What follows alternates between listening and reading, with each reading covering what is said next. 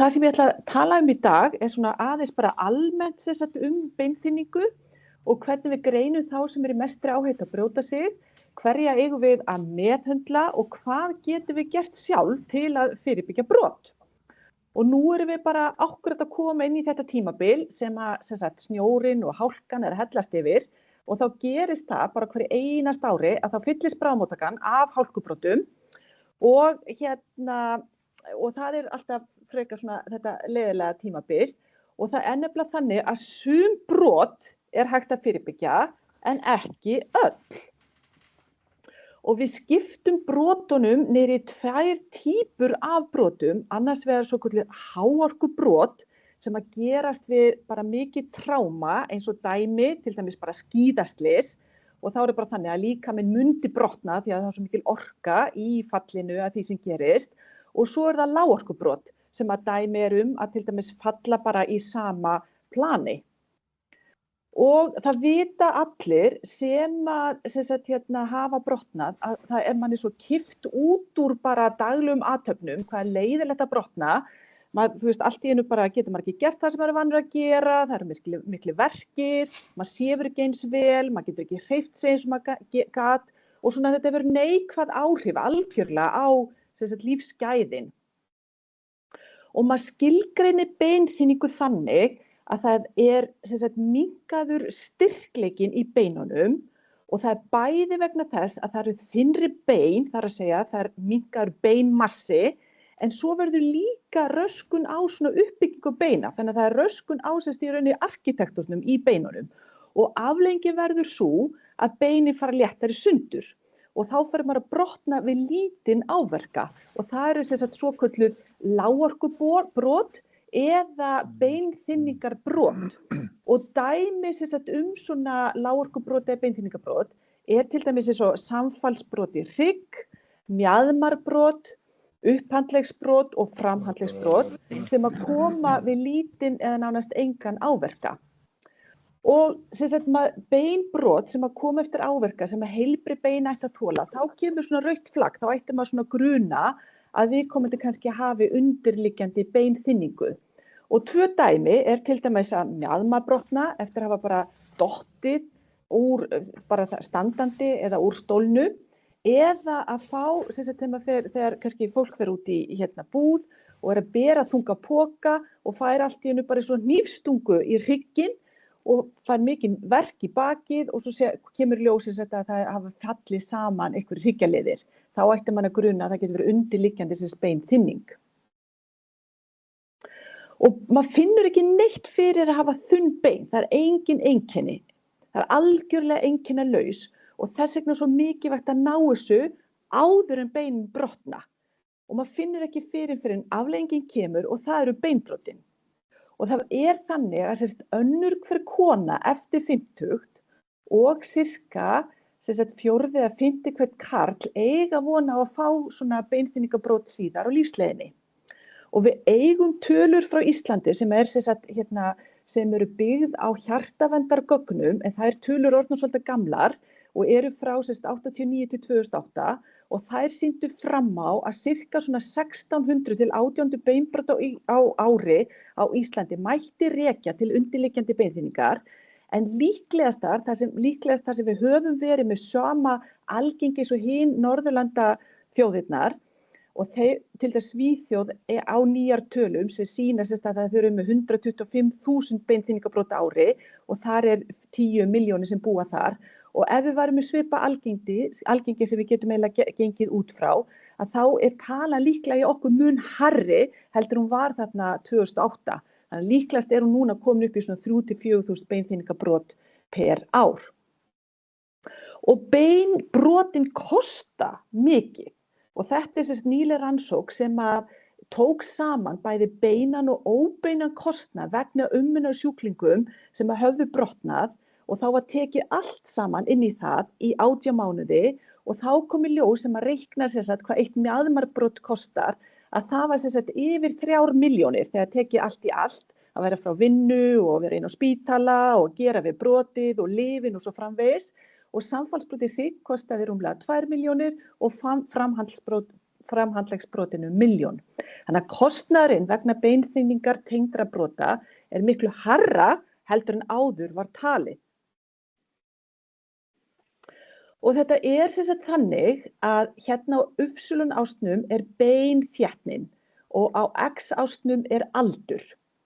Og dökkbláa línan eru konur og ljósblá línan eru karlmenn. Og karlar eru alltaf með þéttari bein heldur en við konurnar vegna þess að þeir eru með stærri og grófari bein. Það bara þannig. En þegar við erum börnunglingar þá erum við að auka beinþéttnina alveg þar til að við erum cirka 22 ára gömul. Þá náum því sem heitir hámarksbeinþéttni og það hæsta beinþéttni sem við munum ná allt okkar líf. Og það sem ákvarðar hvort maður endi hér eða hér, það byggt 60% af genunum sem bara skrifað í skíin í genin okkar og 40% umhverfið. Og dæmi umhverfið getur verið að maður þarf að vera á sterum eða stelpur sem hætta með blæðingar eða næringarskortur eða krónískir sjúkdómar. Og hérna maður 22 ára, maður ódauðlegur og maður ekkert að pæla í beinunum. En þetta skiptir svakalega miklu máli hérna, bæði hreyfing og næring. Og svo höldum við svona nokkurn veginn sömu beinþéttninni þar til að konurnar tapa östrogeninu og svo bæði karlar og konur þegar við verðum eldri að þá lækkar sem sagt alltaf beinþéttnin. Og þegar við erum að greina þá sem eru með beinþynningu og líka reyna að finna þá sem eru í mestri áhættu að brjóta sig og reyna að fyrirbyggja að brotin koma, að þá gerum við það með sögu og skoðun sem alveg ótrúlega mikilvægt að tala við fólkið. Það svona áhættu reiknir á netinu sem ætla sýningu sem hægt að nota. Það hægt að gera beinþéttni mælingu sem gerð á 5 stöðum landinu og síðan hérna hægt að taka blóðprufur. Og þetta þessi áhættu reiknir að hann heitir FRAX og það bara hægt að googla þetta og það svona spurningalisti sem maður fyllir inn í og maður í rauninni setur inn í bara aldur og kyn og hæð og þyngd og krossar í hvort það saga ættasaga eða saga fyrir brot og maður þarf ekki að hafa gert neina beinþéttnimælingu, svo getur maður ítt á bara að reikna hver áhættan að fá svokallað meiriháttar beinþynningarbrot næstu 10 árin. Og meiriháttar beinþynningarbrot eru bara öll beinþynningarbrotin sem eru samfallsbrotin hrygg, það mjaðmabrotin og það framhaldsbrotin og upphandleggurinn. Og svo reikna sér fyrir mjaðmabrotina því að þau kosta svo mikið. Beinþéttnimælingar hægt að gera á 5 stöðum á Íslandi, þannig við höfum bara mjög góðan aðgang í dag að gera beinþéttnimælingar og fólk getur meira að fara sjálft og pantað á netinu og gert þetta. Og þetta mjög lítil geislun að gera þetta tekur 15-20 mínútur og þetta í rauninni mælir bæði beinþéttninni í lendhryggnum og báðum mjöðmum. Það sem skiptir máli, það ekki öll tæki sem gera þetta, það eru 3 af þessum 5 sem að gera þetta, að þessi tæki, þessi 3, þau geta skoða hvort það sé eitthvað fara að lækka hryggjarliðirnir og það svo ótrúlega mikilvægar upplýsingar að vita hvort það sé eitthvað undirliggjandi samfallsbrot í hryggnum eða ekki. Það skiptir mjög miklu máli að geta gert það. Af því að ef það komið eitt samfallsbrot þá svo mikil áhætta að fá fleiri samfallsbrot. Og það sem að beinþéttnimælirinn gerir í rauninni, ef við tökum dæmi að við séum með konu sem 78 ára og hún með beinþéttni einhvers staðar á þessu gildi, það að segja okkur hversu mörg staðalfrávik hún í beinþéttni í hryggnum og báðum mjöðmum í dag miðað við það að hún væri 22 ára. Hversu mörg staðalfrávik hún miðað við sína hámarksbeinþéttni. Og ef hún bara 1 staðalfrávik þá hún með eðlilega beinþéttni, ef hún 1 til 2,5 þá hún með beingistnun og þetta meir en 2,5 að þá erum við beinþynningu. Og við skiptum beinþynningu í 2, það annars vegar svo kallað frumkomin sem að gerist þegar östrogenið fer og þegar við verðum eldri og við getum ekkert gert í því, það bara gerist í okkur öllum. En svo erum við líka með svona afleita beinþynningu ef það eitthvað undirliggjandi, eins og fólk sem á sterum, fólk sem með einhverja sjúkdóma sem að geta neikvæð áhrif á beinin og þess vegna skiptir svo miklu máli að finna þá sem eru með afleita að þegar maður getur meðhandlað þá undirliggjandi þátt og betur bætt þannig beinþéttina. Dæmi, hérna listi yfir langur listi yfir allt sem getur valdið afleita beinþynningu og þegar ég var að vinna á Karolinska í Stokkhólmi þá sá ég konu sem var með mikinn alvarlegan D-vitaminskort og þegar hún var búin að fá D-vitamin uppbótar meðferð í ár, þá var hún búin að betur bæta beinþéttinum 18% í hryggnum. Þannig að leið og maður hefur áhrif á undirliggjandi þá getur maður betur bætt beinþétnina. Og hverja eigum við að meðhöndla með beinþétnilyfjum? Við eigum að meðhöndla alla sem hafa fengið svona lágorkubrot vegna þess að það er svo mikil áhætta að fá fleiri. Við eigum að reyna að finna þá sem eru mikilli áhætta að fá þessi lágorkubrot og síðan á maður að íhuga svona verndandi meðferð fyrir þá sem eru að hefja meðferð með sterum í minnsta kosti 3 mánuði. Og þetta er íslensk rannsókn sem er mikið vitnað í á svona alþjóðlegu ráðstefnum og það sem þessi rannsókn sýndi var að ef maður er búin að fá eitt beinþynningabrot að þá er næstu 3 sinnum aukin áhætta að fá nýtt lágorkubrot ári eftir fyrsta brotið. Svo lækkar áhættan en hún er ennþá til staðar 10 árum eftir að maður brotnaði. Þess vegna skiptir svo miklu máli að grípa sem fyrst inn í ef að fólk er búið að fá svona lágorkubrot. Og lyfin sem við höfum upp á að bjóða í dag eru annars vegar lyf sem að er að reyna beturbæta eða auka beinþétnina og fylla upp í götin sem hafa myndast eða lyf sem er að reyna að fyrirbyggja að það brotni meira niður í beinunum. Og við erum með alls konar lyf, við erum bæði með töflur, við erum með sprautur og við erum líka með svona innrennsli.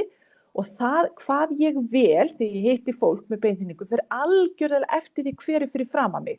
Hvort að það, hver aldurinn er, hvort þetta er karl eða kona, hvort það er aðrir sjúkdómar, hversu slæm beinþétnin er og svo hvort það er fyrir saga brot. Og það er svo margt sem að maður getur nefnilega gert sjálfur og þess vegna skiptir svo miklu máli að upplýsa fólkum bara allt sem hefur jákvæð áhrif á beinin og til að fyrirbyggja. Og þetta er svona, yfirleitt þegar ég hitti fólk þá fer ég aðeins yfir með því, hvað er hægt að gera og fer yfir hvað styrktaræfingar er mikilvægar og jafnvægisæfingar, hvað skiptir miklu máli núna þegar hálkan kemur að vera í góður skóbúnaði, passa sig ekkert heima sem að hafa áhrif á maður detti eða geti runnið til. Passa sér góð lýsing á nóttinni og þeir sem eru að taka kannski svefnlyf að þeir detta ekki einhvers staðar heima eitthvað. Og það er bara þannig að á hverju ári þegar við hvert skipti sem við eigum afmæli þá rýrna vöðvarnir. Það er bara afmælisgjöfin, það er bara þannig. Og við verðum að nota vöðvana. Og það er allar rannsóknir sem eru að sýna meira og meira hvað vöðvastyrkur skiptir rosalega máli upp á lífslengd og upp á fyrirbyggja hjarta-æðasjúkdóma og svo framvegis. Þannig að það er svo mikilvægt að nota vöðvana. Og leið og við notum vöðvana þá erum við náttúrulega að byggja upp beinin því að allt sem er með mótstöðu að það þéttir beinin. Jafnvægi skiptir alveg gríðarlega miklu máli. Og bara að segja við fólk að það eigi að fara í reyna að busta á öðrum fætinum eða æfa sig að fara í sokkinn á öðrum fætinum. Þetta er eitthvað sem við æfum upp. Næringin, alveg svakalega mikilvægt fyrir beinin næringin. Maður sér það bara, fólk sem hefur farið í svona magaminnkun eða er á þyngdarstjórnunarlyfjum að það allt í einu getur hrunið bara beinþétnin út af því að næringin verður miklu, miklu verri. Og steinefnin eins og kalkið skiptir bara rosalega miklu máli. Og svo skiptir máli að fá prótínríka fæðu, sérstaklega ef maður er duglegur að æfa og er að byggja upp á bara vöðva og gera við skemmda vefi. Og þannig að það er svo margt sem maður getur gert sjálfur. Og þess vegna ákvað ég, og þetta var eitthvað svona svolítið minn draumur líka þegar ég bjó í Stokkhólmi og var að vinna þar, að reyna kannski að setja bara allt saman á eitt vef. Og ég hugsaði þegar fólk kemur til mín og ég er að buna upp öllu hvað það getur gert, svo fer það heim og það man kannski bara 30% af því sem ég sagði. Og þess vegna ákvaðum við að gera svona síðu sem heitir beinheilsa.is sem er núna orðin opin og við erum búin að vera að klára hana og erum bara aðeins að fara yfir stafsningavillur. Og þetta er algjörlega bara heimatilbúin síða, engar auglýsingar og þetta er bara fyrir fólk að geta nýtt sér. Og ég fekk son minn sem er hérna til að hjálpa mér að forrita þetta og hérna kærastan hans og svo fekk ég íþróttafræðingan Lars upp í heilsuklassa. Hann var með mér og næringafræðingur og hérna tökum við bara allt saman. Ég setti allt bara fræðslu, beinþynning og beinþynningabrot, upplýsingar næringaríka mat, kalk og D-vitamin og hérna er svona reiknivél sem maður getur reiknað hvort maður sé að taka nægilega mikið kalk í gegnum fæðina. Við gerðum myndbönd með styrktar jafnvægisæfingu og svo fræðslu hvernig á að nota lyfin fyrir þá sem maður þurfa að nota lyf.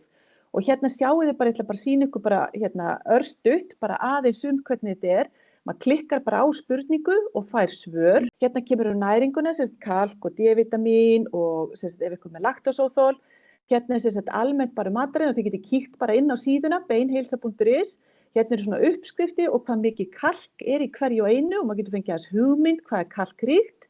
Og síðan sem sagt svona reiknivél sem maður getur farið inn á og maður getur farið bara inn á og segið, ok, ég kona, ég 65 ára, ég borða svona mikið apjumjólk á hverjum degi og svona mikið brauðosti og svo getur maður ítt á reikna og þá fær maður sem sagt hvað maður að borða mikið af kalki gegnum fæðuna og hvað það sem ráðlagt. Og það langbest að reyna frekar að fá þetta gegnum fæðu, heldur en að taka kalktöflur, bæði vegna sem maður fær ofta aðeins svona í magan af þessu kalktöflum og þær líka geta baða svolítið nýrun í kalki.